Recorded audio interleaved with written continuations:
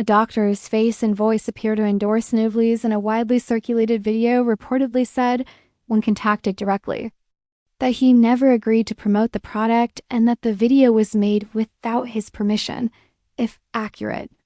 That's about as serious a red flag as a supplement review can uncover. Neuvelys is marketed as a natural dietary supplement aimed at hearing health, sold primarily through its own website in single and multi-bottle packages with bundle pricing that pushes buyers toward larger orders. The sales presentation reportedly leans on dramatic framing, a story about hidden causes of hearing problems, references to crystals inside the inner ear supposedly interfering with signals to the brain, and the suggestion that one supplement addresses all of it. That kind of narrative structure, urgency, a hidden secret doctors supposedly missed, borrowed authority from a familiar face, shows up across a wide range of questionable supplement marketing. And its presence here is worth taking seriously, regardless of what's actually in the bottle.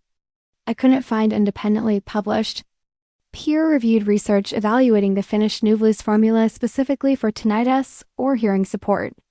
And while some of its individual ingredients may have general roles in nutrition, that's a different claim than proof they treat ringing in the ears.